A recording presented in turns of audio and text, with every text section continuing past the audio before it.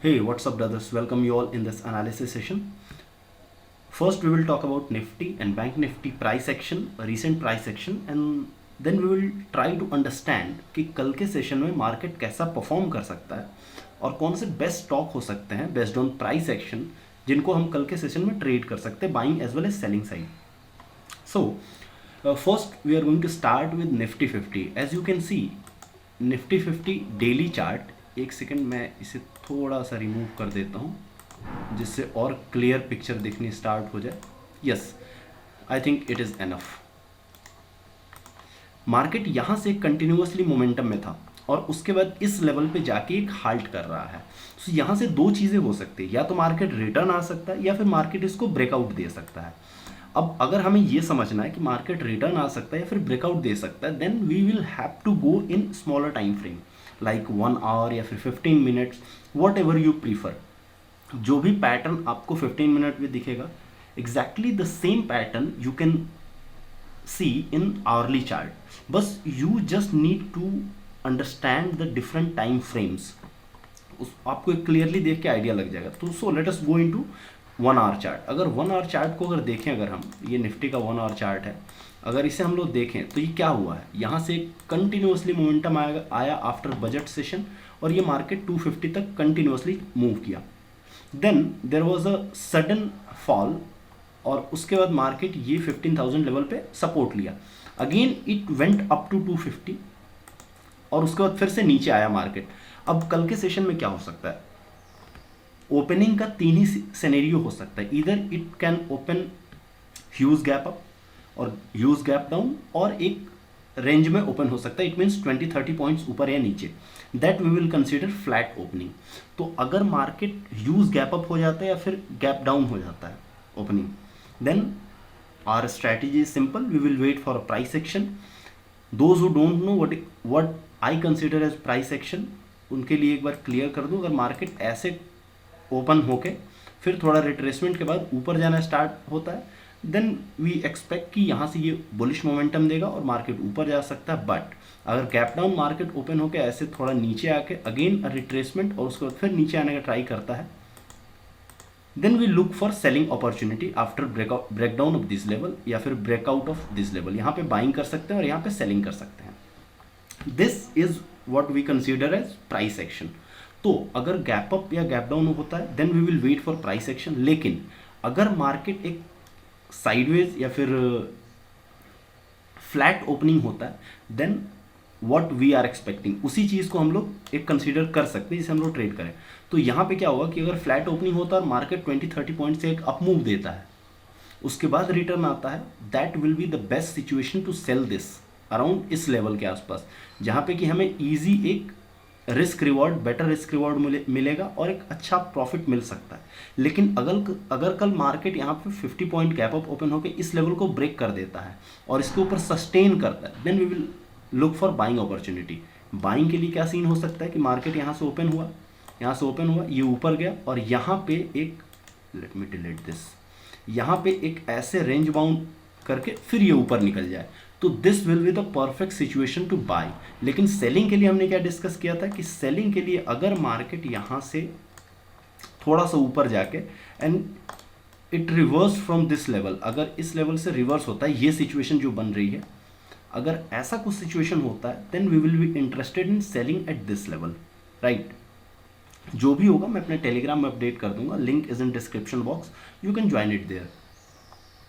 Now let us talk about Nifty Bank. In comparison to Nifty Bank is looking more strong, क्योंकि यहाँ पे clear cut देखिए, ऊपर गया, थोड़ा रिट्रेसमेंट हुआ, अगेन अ बुलिश मोमेंटम, और बैंकिंग के स्टॉक्स बेटर सिचुएशन में. So I can expect a breakout continuation of this momentum. मतलब कल अगर मार्केट 36,330 के ऊपर जाता है bank Nifty, then I will be interested in buying bank stocks या फिर इंडेक्स भी बाय कर सकते हैं. नाउ एक और इम्पॉर्टेंट हो जाता है कि हम लोग थोड़ा इसे स्मॉलर टाइम फ्रेम में देख लें कि क्या पैटर्न्स बन रहे हैं. जैसे अगर इसे देखेंगे तो यहाँ पे clearly no doubt there is a support level. यहाँ पे 35,000 is acting as a support level और रेजिस्टेंस कहाँ पे है, तो ये एक चैनल टाइप का बन रहा है, एक बड़ा सा चैनल बन रहा है, बट स्टिल अगर मार्केट कल ये हाई ब्रेक करता है 36,300 का लेवल अगर ब्रीच करता है, then easily we can expect 37,000 level या फिर 36,700, 750, 800 लेवल हम लोगों को इजीली इंट्राडे में देखने को मिल सकता है। सो मेक श्योर कि अगर यहाँ से ऊपर ब्रेक करता है then you should think of buying call options और selling put options. Anyway, now let us move into the stock segment. कौन से स्टॉक हम लोग ट्रेड कर सकते हैं। फर्स्ट स्टॉक जो है वो सेलिंग साइड में, एंड आई कैन से यहाँ पे एक प्राइस एक्शन देखिए, ये एक रेजिस्टेंस लेवल था, यहाँ तक मार्केट वापस गया, फिर एक रेड कैंडल बना, इमीडिएटली रिजेक्शन, लेकिन नेक्स्ट कैंडल जो था वो एक इनसाइड कैंडल बन गया and it was showing that may be market यहाँ से ऊपर जाके इसे ब्रेक कर सकता है। But the third day which was the deciding day कि क्या हो सकता, अगर यहाँ पे ग्रीन कैंडल बना रहता then we would be interested in buying this stock at these levels. अगर 723 के ऊपर निकलता है तो हम लोग बाई करते अगर यहाँ पे ग्रीन बना रहता तो। बट जो रिसेंट कैंडल है वो एक रेड कैंडल है और ये एक प्राइस एक्शन कंफर्म कर रहा है। Don't you can C structure like this, let me draw.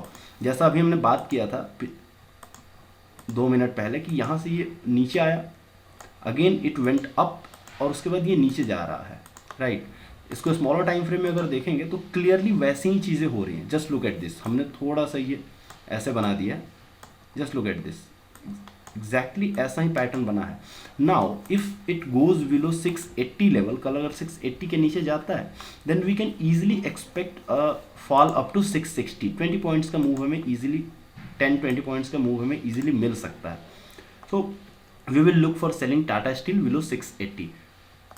Now the second stock is Lupin. Lupin भी देखिए एक ऊपर मूव किया, फिर एक बड़े टाइम फ्रेम में ये, अगर वीकली में जाओगे अगर आप तो वीकली में भी देखो एक ऊपर मूव किया, फिर नीचे, फिर अब ये नीचे आ रहा है। It means it has a space of to move up to 1000 level. अगर ये यहाँ से 50 पॉइंट और नीचे आ सकता है कमिंग वीक में, तो कल अगर ये 1050 का लेवल ब्रीच करता है then we can expect 10 points momentum in Lupin also. 10-12 points का मोमेंटम ईजिली मिल सकता है।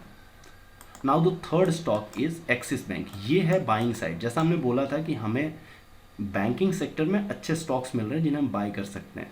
जस्ट पे अटेंशन टू दिस पैटर्न। यहाँ पे एक अपसाइड मोमेंटम आया, उसके बाद एक consolidation and then it is trying to breach this level. अगर इस कैंडल पे वॉल्यूम देखें तो इट इज़ इंक्रीजिंग।